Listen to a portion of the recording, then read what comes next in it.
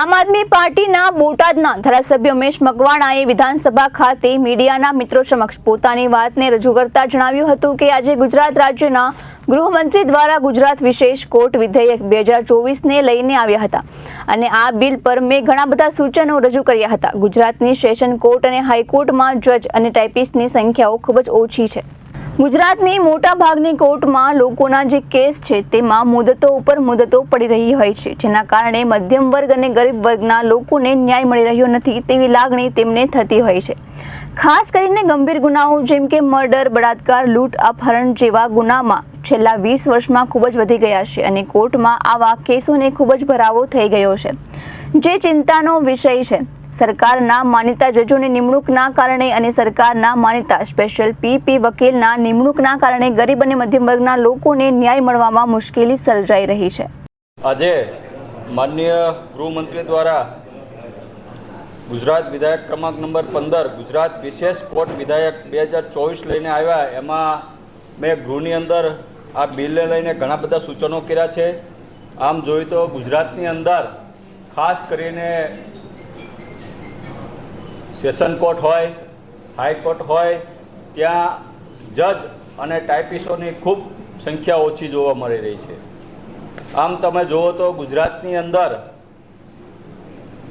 મોટા ભાગની જે કોર્ટો જે છે એમાં લોકોને મુદતો ઉપર મુદતો પડે છે। મધ્યમ વર્ગના વ્યક્તિઓ હોય, ગરીબ વર્ગના વ્યક્તિઓ હોય, પોતાને ન્યાય મળતો નથી તેવી લાગણી અનુભવાય છે। ખાસ કરીને ગંભીર ગુનાઓ જેમ કે મર્ડર હોય, બળાત્કાર હોય, લૂંટ હોય, અપહરણ હોય, આવા જે ગંભીર પ્રકારના ગુનાઓ જે છે એ કેસોનો ભરાવો છેલ્લા 20 વર્ષની અંદર ગુજરાતની કોર્ટમાં ખૂબ વધી ગયો છે। આ ચિંતાનો વિષય છે। ત્યારે સરકારના માનીતા જજોની નિમણૂકના કારણે, સરકારના માનીતા સ્પેશિયલ પીપીની વકીલની નિમણૂકના કારણે લોકોને, મધ્યમ વર્ગના લોકો હોય કે ગરીબ લોકોને ન્યાય મળવામાં ખૂબ મુશ્કેલીઓ સર્જાઈ રહી છે। ત્યારે આજે જે ગૃહમંત્રી જે ક્રમાંક નંબર 15નું ગુજરાત વિશેષ કોર્ટનું વિધાયક લઈને આવ્યા છે, ત્યારે આ બિલમાં મોટું જોઈએ તો જે ગુજરાતની અંદર કોઈ ગુનો કરે છે, ગંભીર પ્રકારનો ગુનાઓ કરે છે, એની મિલકત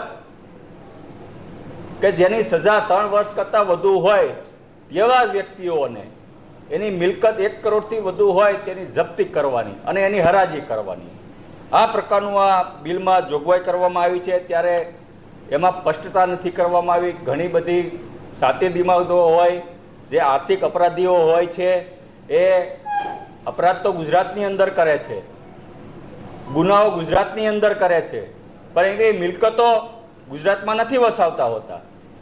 અન્ય મહારાષ્ટ્ર હોય, રાજસ્થાન હોય કે અન્ય પ્રદેશોમાં મિલકતો વસાવે છે, તો આ મિલકતોનો આ બિલમાં સમાવેશ નથી કરવામાં આવ્યો।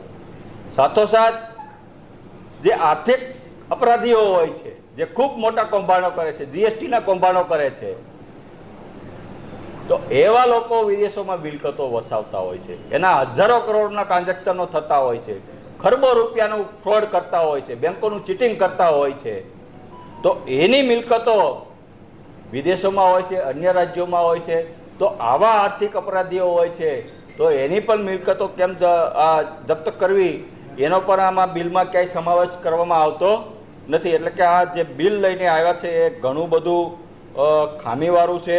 અને ખાસ કરીને મેં તમને કીધું એમ કે ગુજરાતની અંદર છેલ્લા 20 વર્ષની અંદર ફોજદારી કેસોનો ખૂબ મોટો ભરાવો થયો છે।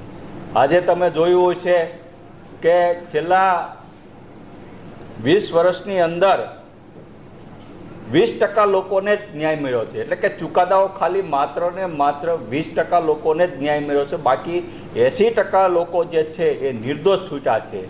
એમાં મર્ડર હોય, અપહરણ હોય, ખૂનની કોશિશ હોય કે પોસ્કો જેવા બળાત્કાર કેસો હોય, 80% લોકો જેને કહેવાય કે કાંઈક ને કાંઈક સરકારી વકીલની ખામી હોય, સરકારની ખામી હોય, ચાર્જશીટમાં ખામી હોય, સરકારની ખામી હોય, એક ખામીને કારણે લોકો આજે 80% લોકો જે છે એને ન્યાય નથી મળી શક્યો.